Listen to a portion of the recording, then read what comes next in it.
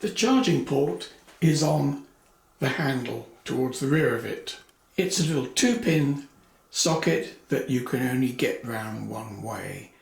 This is the little plug that fits into that socket. You can clearly see the keyway on it to enable it to go in one way only. It's a universal 100 to 240 volts, 50 or 60 hertz, and the output is 14 volts AC at 400 milliamps, so just under half an amp. And it's a switch mode power supply that remains virtually cold in normal operation. Now sadly, there's no cradle or way of fixing this, although I suppose you could hang it on the wall in some way, although it's not specifically designed to do so. So you literally have to just plug the charger in, and in our case we just leave it here and turn it on. As you can see, this little obligatory LED does actually show you when it's charging. When that light goes out, it's fully charged. Now I would point out, if you're on headphones, this will get noisy, so be aware of that. Now, something I should tell you is there are 2 speeds, and I will start it just on the slow speed.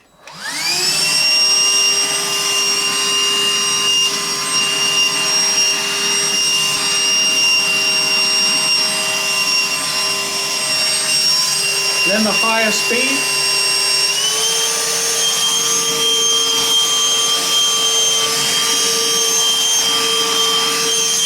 And off. Now you'll notice how dirty it is around here. All I've done is cleaned the floor basically, and I've spent probably 3 or 4 minutes using the machine. And this is the problem. You'll see here that this part doesn't lock fully against this part. If I zoom in a little bit, you'll see what I mean. There's a gap between them, and if I press it, that's how it should be, but that's the seal, and it means that when you're using it, the dirty air comes out of here and gets stuck all around the plastic. Now we're out by the dustbin, because I'm going to show you, if I don't get stung by this wasp that's floating about the dustbin, this is how you open it. You press on this lever here, and this whole, the side you think is going to come out, doesn't. This side comes out, and there is the inside. Let's put this piece down.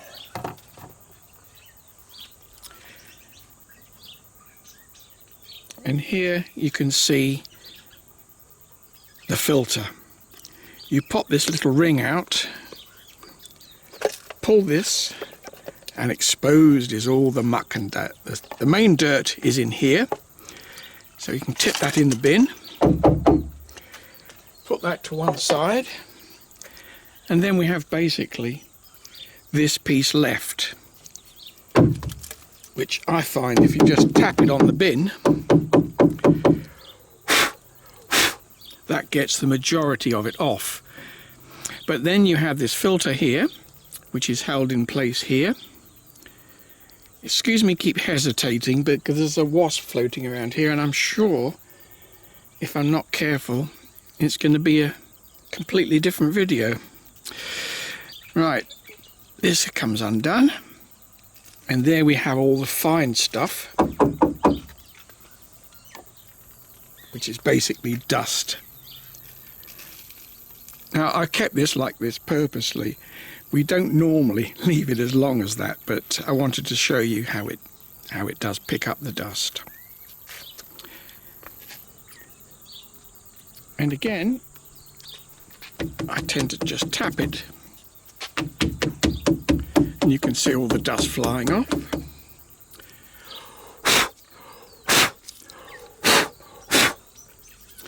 And occasionally I will take that and actually wash it, but for most applications, that's now fine. Now, I think initially we'll talk about some of the good things about it.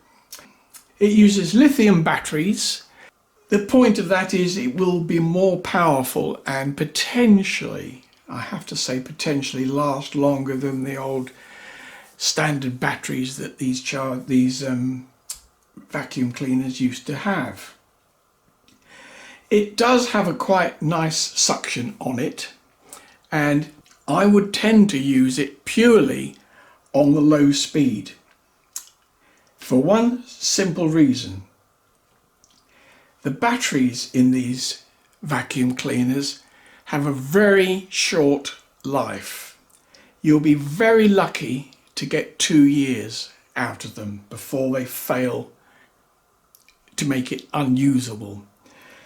And it's mainly because most batteries, including lithium, even though they're capable of supplying a lot of current, the higher the current, generally the shorter the life of the battery.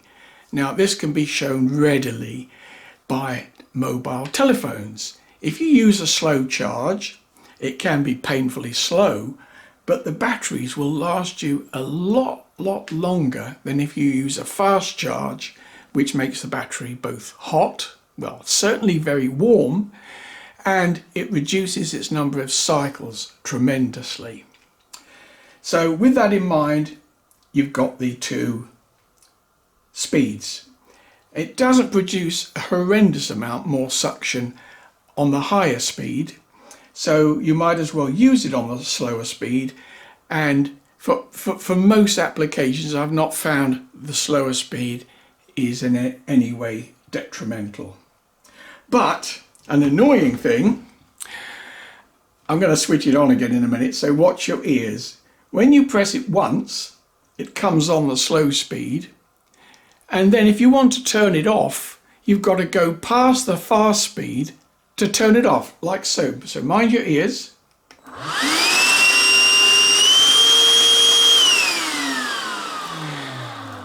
Now, to me, that is very bad design.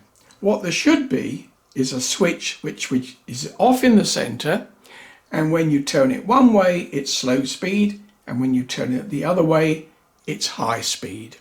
But clearly this has not been designed with people in mind. Now, on the front here, there was a little brush that fits round here on here. Now, I don't quite know what that's for, because it's completely useless in real terms. It so badly fits that you've only got to flick it off or knock the corner of it and the whole thing falls off. And I was going to show you this, but I've lost it. I've only had this machine now about 3 weeks, and the last thing I used it for was to clean the floor of the car. And I suspect that's where that little brush is, under the seat somewhere, or I've lost it, so I can't show it to you. But just imagine a little brush on here, clipped in the sides here, very badly. So that's one negative thing. I wouldn't even bother to put that on there, just throw it in the dustbin, because that's where it'll end up. Now, it also has an extension here, which I think you press something here. Let's zoom back a little bit. Yeah, we can see it a bit better now. It's quite useful for getting into areas that you can't get into because of the relatively short throw on here, but it's a bit flimsy, and it feels, it does the job. I'm being super picky here, I shouldn't really. And to get it back in here, I don't know what you press. We'll press that bit. There we go. Again, nothing's easy. Now, you've already noticed how it sounds. Compared with the previous model that I had, this thing absolutely screams. And whether it's because it's going higher, or I should say a faster speed, but it really grates in your ears. It's got a very annoying, quite high-pitched whine to it. That I know these all make noise, and there isn't one on the planet that doesn't. It's really annoying, the noise it makes. The instruction manual covers all these different models, and one of the model clearly shows it in a caddy. Now, I mentioned to you before that these things don't last very long. Now, this is the previous model that I've had, and that's now long gone to that place in the sky where all the recycled piles up. And it had a 2-year warranty, and it was due to expire in February this year. Well, it actually expired in March this year. So I couldn't claim under warranty, so I got basically just a fraction over 2 years out of it. If you're going to buy a new handheld vacuum cleaner, I'm not endorsing or commenting on any particular brand. It just so happens that the last 2 I've had were Black Decker. Made in China, of course, like all good quality stuff is these days. Now, I don't know about every single country, obviously, but in many countries, the standard warranty is 12 months. Now, if you have a choice of purchasing one brand which only has a 12-month warranty, I would keep a wide berth of it because, excuse me, you'll be very, very lucky to get 2 years of workable life from these vacuum cleaners. A number of these, including Black Decker, do give 2 years warranty on the product failing one way or another. And over the last probably 10 years, I would say that most of them just about scrape through at 2 years before they're unusable. And what happens is they don't hold the charge. So you put it on charge and you go around the floor and it's and then it stops. And when they're new, you can generally get about 9 minutes or so of usable vacuuming. But towards the end of its life, you'll be lucky to get 1 minute until in the end, it's on charge more than it's being used. And clearly that's the time you have to replace them.